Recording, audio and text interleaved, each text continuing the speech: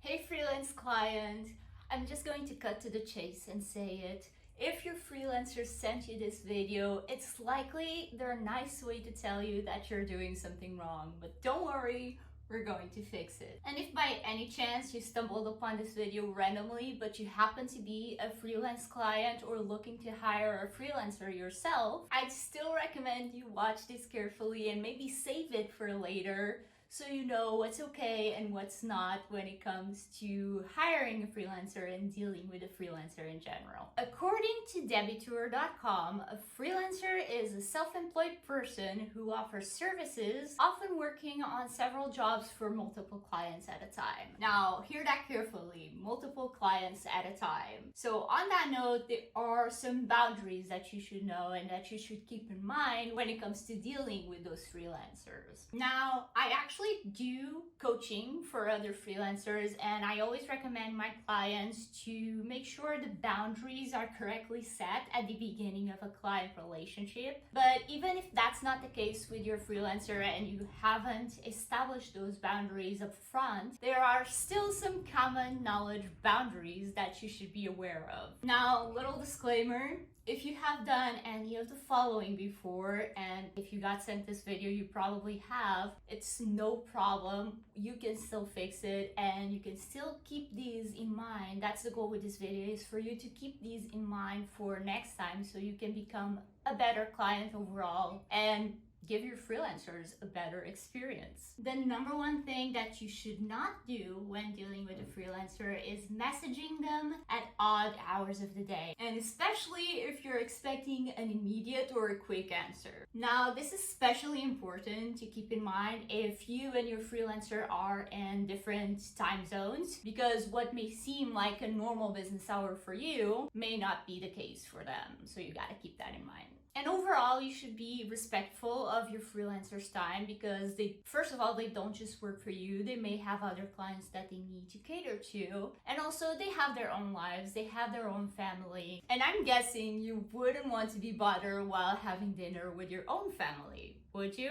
Now, the second thing you should not do when dealing with a freelancer is to expect obnoxiously quick turnaround times. I usually like to say, rule of thumb, give them at least 24 hours notice for a new task. And I'm being nice here, you should probably give them more than that whenever possible, but that's just a good boundary to have in place. This kind of goes with the last topic that I was talking about respecting your freelancer's time, but you shouldn't expect, let's say, to message your freelancer at noon and have them complete that task by the end of the day. They likely have either work or other life commitments planned for the rest of their day, so unless it's a real emergency, and I'm talking like real urgent, it can wait for tomorrow. Trust me, usually nothing's that urgent. Now, kind of a disclaimer here, if you ever ask them to do something and they do it either immediately or within the same day, don't take that as the norm. They may have had an unusual slow day and wanted to get that done quicker for you, but don't take that as the norm. Still rule yourself with this rule of giving them at least a 24-hour notice. Unless, of course, it's in your contract or you clearly discuss that with them.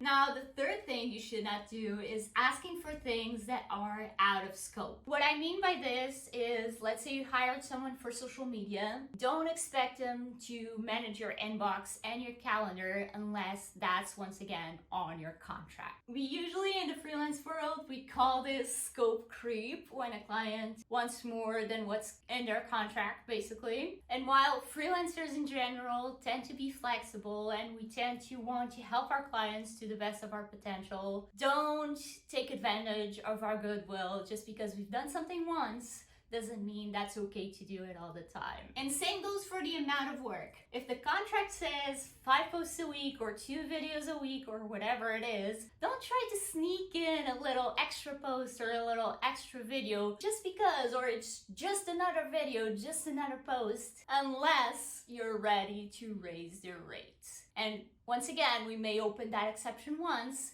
but don't take it as the norm. Now, kind of a bonus tip for you is regarding price shopping. This is more for future freelancers that you'll hire going forward.